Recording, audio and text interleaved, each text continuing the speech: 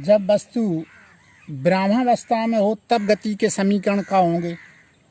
एक ये गति के 3 समीकरण बताए, v बराबर u plus a t, s बराबर u t plus 1/2 a t square, v square बराबर u square plus twice a S.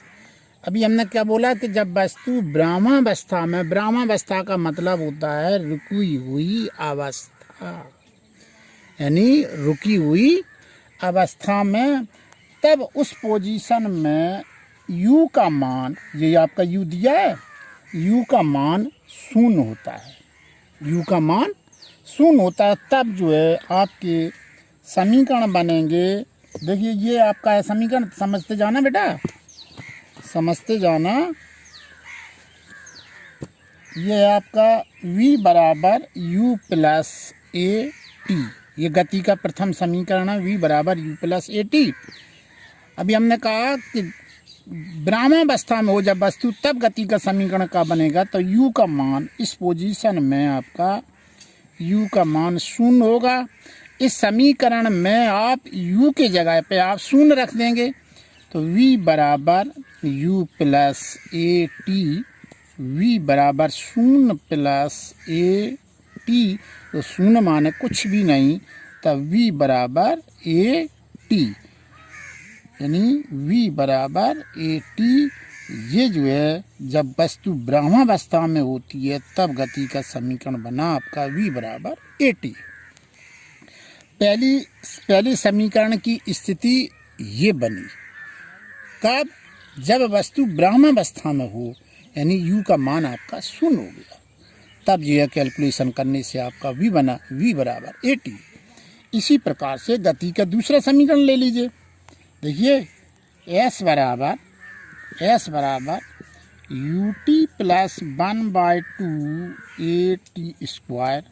हमने बताया था कि u के जगह पर हम 0 रख देंगे, s बराबर 0 into small t plus 1/2 a t square. तो कोई भी संख्या हो, चाहे छोटी संख्या हो अथवा बड़ी संख्या हो, उसमें हम 0 का जब गुणा करते हैं तो पूरी संख्या का मान 0 हो जाता है। s बराबर 0 प्लस 0 गुणित t माने 0 1/8 टी स्क्वायर, यानी s बराबर बस 0 कैंसिल हो गया, तब हो गया 1/2 ए टी स्क्वायर। ये गति का दूसरे समीकरण की स्थिति बनी बेटा, s बराबर 1/2 ए टी स्क्वायर। ये गति के दूसरे समीकरण की आपकी स्थिति बनी कब, जब वस्तु ब्रह्मावस्था में होती है तब। इसी प्रकार से गति का तृतीय समीकरण है, देखिए कौन सा, v स्क्वायर बराबर u square plus twice a S, यानी v स्क्वायर बराबर, अभी हमने बताया था प्रारंभिक वेग 0 यानी u का मान 0, तो 0 का वर्ग 0 प्लस 2 as, यानी v स्क्वायर बराबर ट्वाइस ए एस। यही आपका गति का तीसरा समीकरण है। तीसरा समीकरण, लेकिन उसकी स्थिति बदल गई है।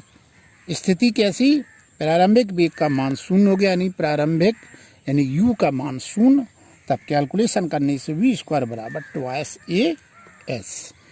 अब हम बेटा कल जो है यानी नेक्स्ट दिन हम और भी इसके समीकरण के बारे में हम सारी डिटेल बताएंगे। एक समीकरण के 6 समीकरण बने हैं। अभी हमने आपको एक ये बताया, एक दूसरा ये बताया, अभी हम और स्थितियाँ बताएंगे, सारी चीज़ें बताएंगे।